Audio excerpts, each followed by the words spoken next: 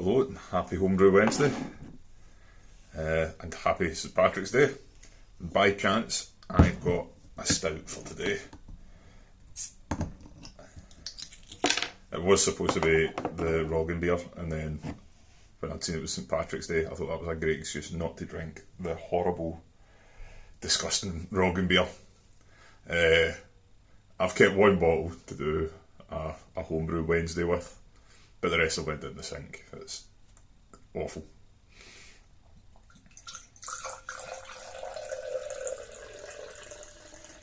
So, this stout, it's a wee bit unusual for me. When I was making my first attempt at the Russian Imperial Stout, I mashed the grains a second time to get a smaller beer, and that's what this is. So the Imperial Stout went in the sink because it stalled at a really high gravity, and I just didn't think I'd done it right. But I kept this just to see what was happening. So it's been in the bottle for, I think, just shy of 2 weeks, and looks like a stout. It's got a coffee. The main thing coming through is coffee. So the recipe, from what I remember, was I can't remember.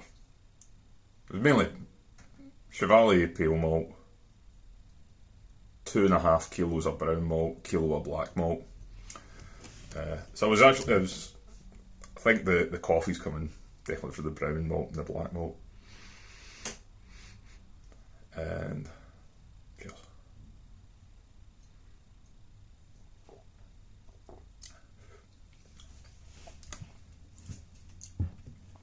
Good amount of body to it, quite silky mouthfeel.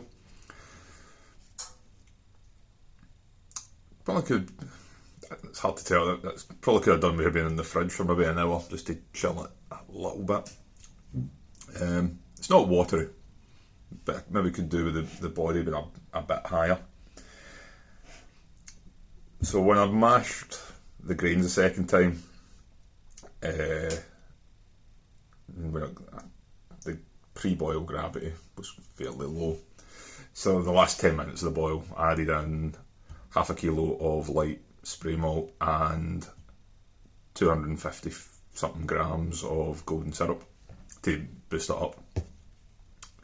So it's resulted in a 4.2% beer, which for grains that was going to be thrown away, that's not bad. I had a few of these on Saturday and I thought it was the best beer ever, but I was very, very drunk when I drank it. So now, in the sober light of day, it's not bad. It's very drinkable. I've bought worse stouts. So you definitely get a little bit of dark chocolate and a lot of coffee. Not harsh, so it's not got the kind of, sometimes you get the really acrid bitterness from the dark malts when you buy some stouts and they've overdone it. This is quite restrained, so it's got a lot of the flavour but not much of the harshness. And I kind of wonder if that's to do with being the second runnings, if a lot of that harshness would have been taken out in the first mash. It was a 2-hour mash. I don't think I did the second runnings for 2 hours. I think I left that for an hour. Yeah.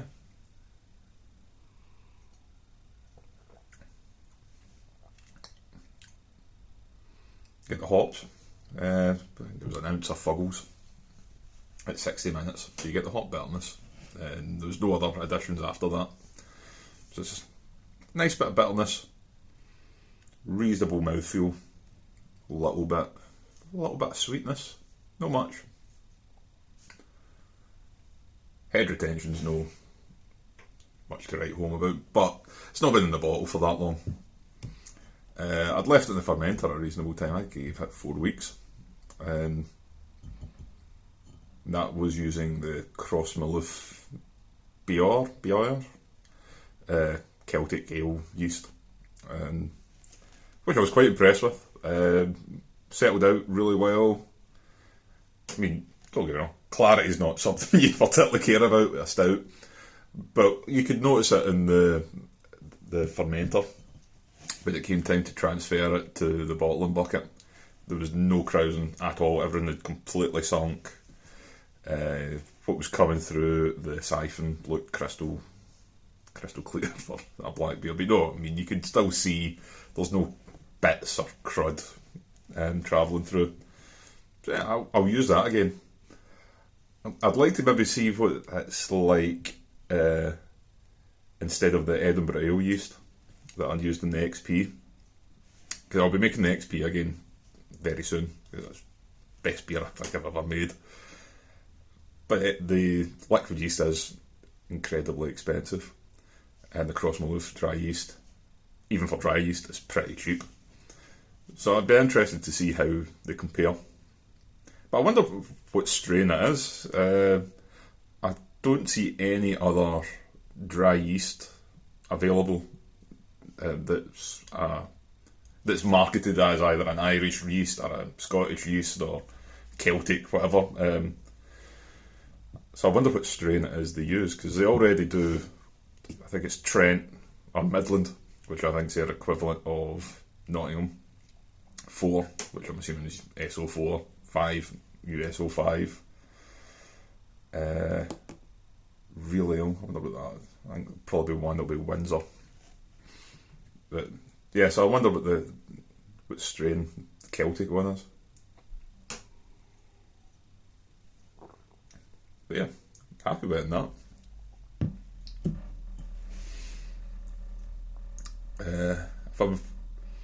If I ever use the big Igloo cooler mash tun, which I probably should, I really should at some point because I'm spending money on it, I'll definitely be doing a second runnings again. If you're doing a big beer, I think you get good value for money. Would I add as much sugar? Probably. Say this is on the cusp. Any more sugar, it might be a bit too thin. But as I said, it's definitely not a watery beer. I've had worse stouts that I've paid money for.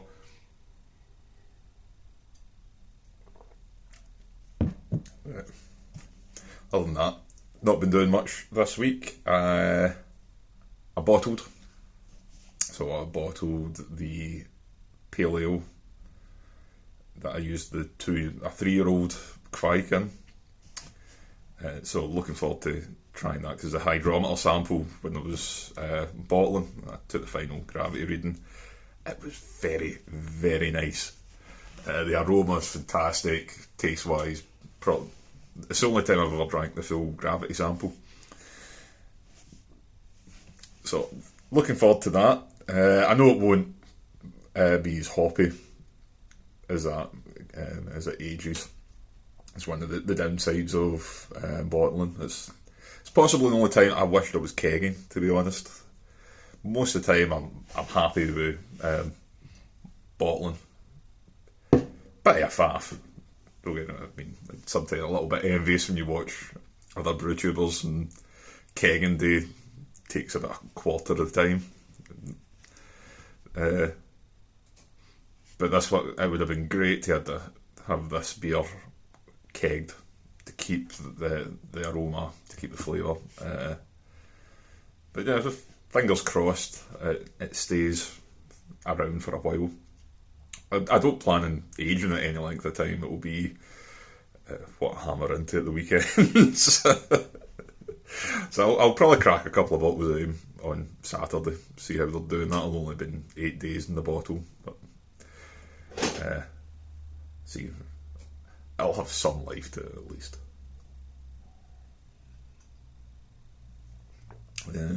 Worktops arrived in the shed, so I've ordered the kitchen units. which will arrive on Tuesday. So hopefully next weekend, clear that away, and it'll also means I get rid of this desk, gives me a bit more floor space, and frees up a couple of the sockets as well.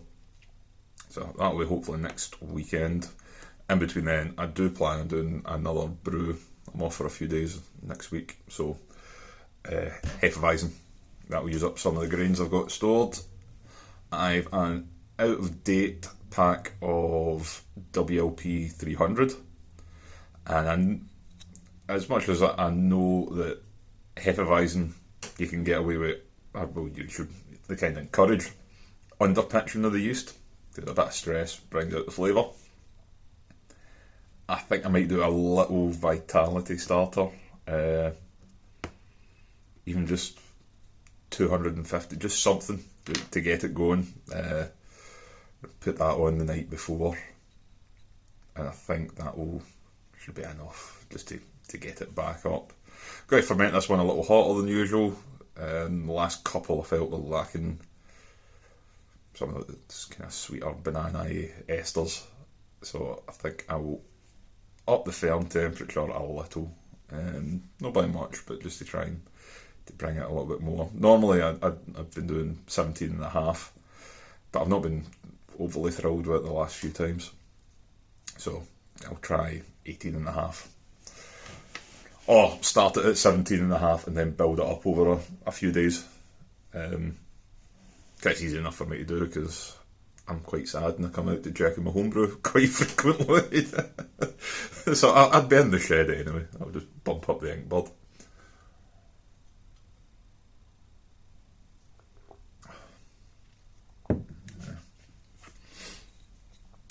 Yeah. So the yeast was out of date when I bought it. It was. I've been looking around, seen an eBay listing for White Labs liquid yeast, and I'd ordered WLP 300 and WLP whatever it was for Kolsch. I got the Kolsch yeast, or German ale yeast, I think it might call it. To be fair, they contacted me like that day and said, we just noticed that the dates passed by about a week. What we can do is we can either give you your money back, or we'll send you 2 packs of each.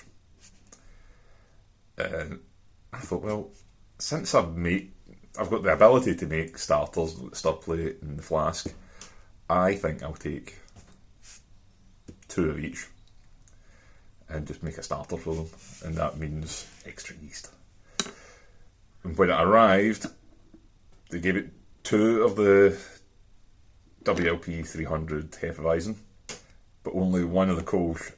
And I don't know if it was an error or they never actually had 2 of the Kolsch, but they threw in a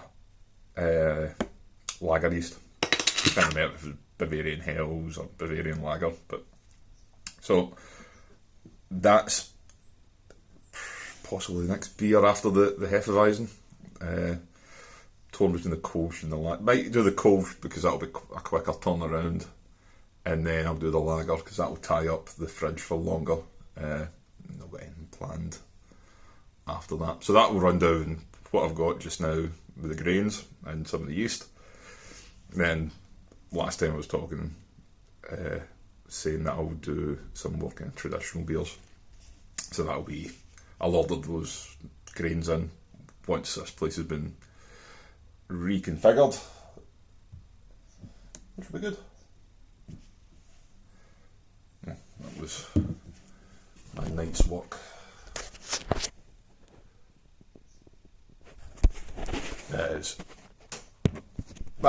That's probably the other thing that makes me wish I kegged. Even if I just kegged some things, washing the bottles is quite a long process. Don't know what anyone else does, but when I get bottles for friends, or my dad will sometimes bring along beer bottles, I soak them overnight in VWP, then rinse, then I give them all a good scrub with the dreaded fairy liquid that I know a lot of people hate using on their brewing equipment, and then I'll rinse it twice. Luckily, where we live in Scotland, it's not a water meter, so it doesn't really matter how much water I waste doing this. And in Scotland, it rains practically every day, so there's an abundance of the stuff. So far, that's served me well. Never had any bottle bombs, gushers, anything like that.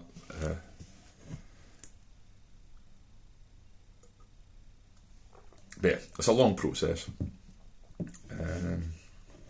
Once lockdown lifted, one of my friends, I think he's got a couple of 100 beer bottles for me.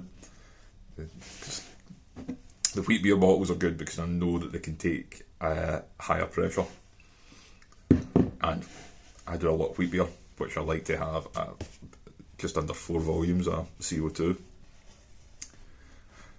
Which, if I was using... I think the bottles I buy from the homebrew shop, or I did buy, it's been a while since I've had to buy bottles, but those bottles I think I do trust. Things like Real Ale or sort of Green King type ales, I don't think I would trust those bottles to hold that higher pressure, because they don't need to, so why would they? So yeah, wheat beer bottles, very good for that. And I think it's probably something to do with the fact that in Germany they recycle the bottles a lot. The labels come off with ease. I think they're basically stuck on with milk. As soon as they hit the VWP, the label just fall to the bottom of the bucket. It's great. I think the worst ones I ever found were St. Peter's beers. They are awful to get the labels off of. WD-40, sticky stuff remover, lighter fluid, just nothing would shift the things. Which is kind of a shame, because their bottles are the kind of cool flask shape, which would have been nice to use. I think the only British ones I really make a big effort if I get them is Sam Smith's, because of the Imperial pint. Which is quite good homebrew, because if you're bottle condition, you leave behind, or you try and leave behind the crap at the bottom of the bottle. So having that extra 50 or 60 ml compensates for that. But yeah, so I think that's everything. Looking forward to doing the wheat beer. Get another batch, because this will be the first one since I've started doing water additions, which I hope will improve it. And as I said in the previous video, since I moved to Kilmarnock from Glasgow, I don't know if it's different, but I can definitely taste a twang, a strong, noticeable. It's not just a little bit. When I taste it, I think that tastes like ropey homebrew, and that's not good. If I could never get rid of that, I would just stop making it. I'm going to say that before, life's too short to drink terrible beer. That's how I didn't worry about putting the Roggen beer down the drain, because it was just... I gave away quite a bit of it, but I couldn't drink it. It's got really harsh... I think I put it down to it being scorched in the bottom of the Grainfather, but I don't think... It's not a burnt flavour it's got, but it's got a definite harshness that I strongly dislike. Doesn't taste burnt, but I kind of suspect it might be that process of the flour burning to the bottom of the Grainfather that's done it. So I'm in no great rush to ever make another Roggen beer. I would maybe like to try a commercial one first, as I've never had a commercial one. There's every possibility that I hate it, and that's why I don't like my one. It's just a style that I strongly dislike. Because memory serves me, I don't think I've ever had a rye IPA that I liked either.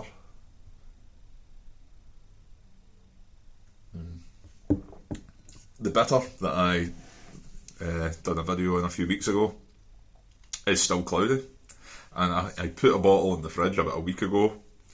Every now and again I hold it up to the light bulb, and I can see it's cleared about that much in the bottle. So, yeah, probably it's clear to about there, and then it's just murk. Yeah. So considering it's only a 3.5 or 3.6% beer, it's not really supposed to be aged that long. But I'll give it another few days and I'll try it. And if it is still rotten, I'll tip it and just clean the bottles, which is a shame.